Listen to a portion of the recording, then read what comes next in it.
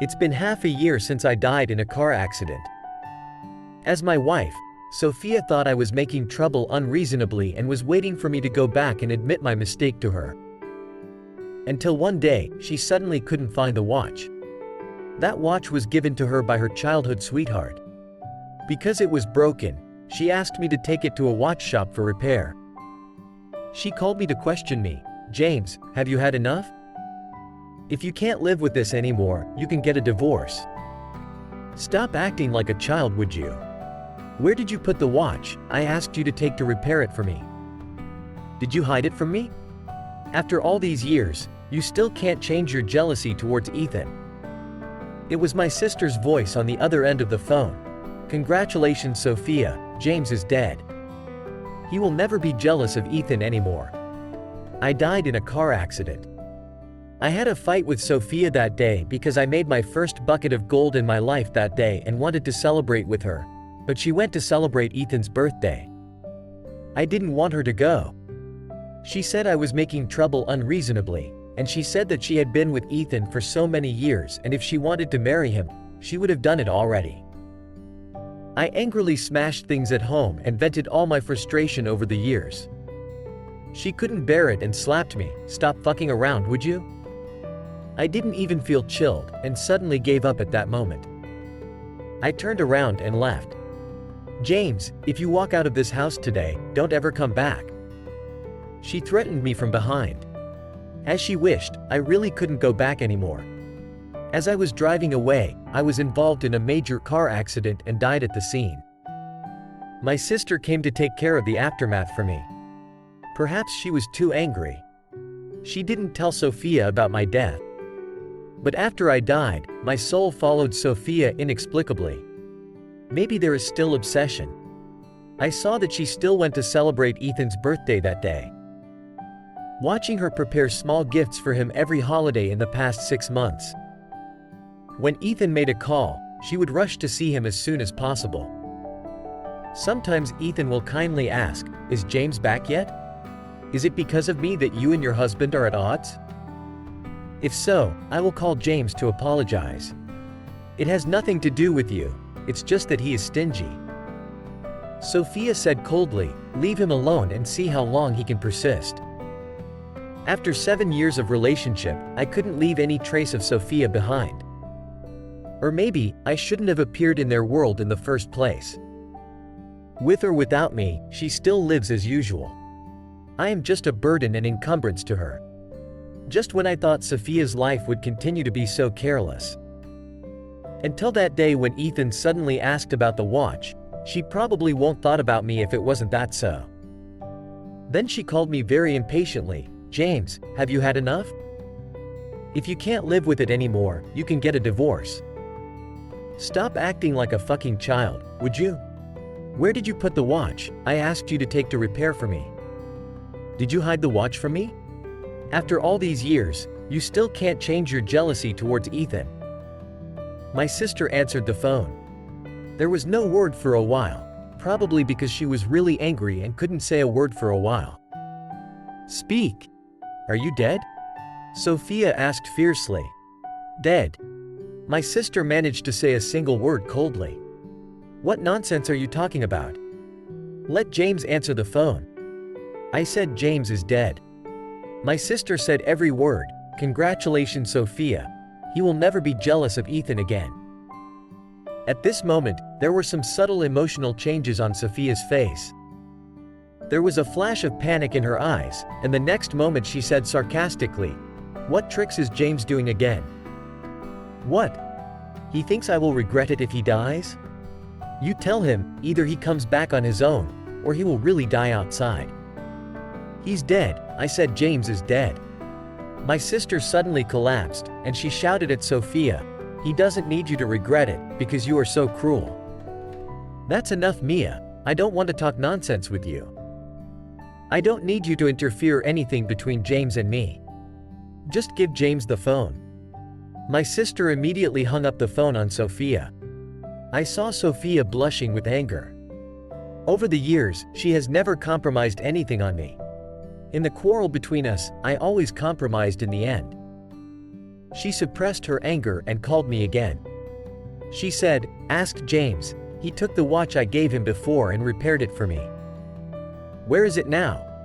"I need it urgently." "I don't know," my sister said coldly. "I asked you to ask James." "Sophia, go fuck yourself," my sister said through gritted teeth.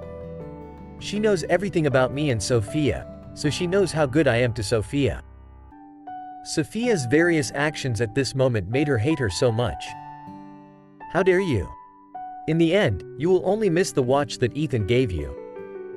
To you, a watch is more important than James's life, right?" My sister's voice seemed to be choked, because she was not worth it for me. "Sophia hasn't spoken yet," my sister said angrily. "James is really dead, believe it or not, it's up to you. I won't answer your calls anymore, you will ruin James's reincarnation." Sophia was hung up on by my sister again. All I saw on her face was anger. She didn't have the slightest worry because my sister said I was dead. All she could think about now was, where did I hide the watch that Ethan gave her? To her, what Ethan gave her was of course more important than my life. I still remember the moment I had the car accident. I used my last strength to call her, and she hung up on me without hesitation. At that time, all I could think about was how she celebrate Ethan's birthday. How ridiculous. I started to wonder how I managed to survive all those years. But the good thing is, I don't know if people really have no heart after they die, or if I no longer have any feelings for Sophia. No matter how cruel Sophia is now, I don't seem to feel the heartache anymore. I just floated in the air, looking at her indifferently. Watching her gradually change from irritable to calm, and then her whole body became very sluggish. She stood motionless and didn't react at all for a long time. I had no idea what she was thinking and I had no expectations of her. Her phone suddenly rang. It was Ethan who called. They made an appointment to go hiking together today. The moment Sophia saw Ethan's call, the expression on her face eased significantly, and a faint smile appeared at the corner of her mouth. I laughed too. Right, without expectations, there will be no disappointment. Ethan. Her voice was soft. In the past 6 months, I have heard too many conversations between her and Ethan. I seem to have almost forgotten how indifferent she used to be towards me. "Sophia, are you out? I've prepared everything. I'm driving to pick you up and I'll be there in 20 minutes. Ethan said gently. "Okay." Sophia quickly agreed, but did not forget to say, "Drive carefully on the road." After hanging up the phone, Sophia quickly went to the cloakroom. She was looking for clothes in the cabinet. After searching for a while, she didn't seem to find the one she wanted. She walked out of the room and shouted downstairs, "Emma, where is my Gucci sportswear?" The servant heard the sound and hurriedly went upstairs. "Madam, I have put all your clothes in the cabinet for you." "Which set are you talking about?"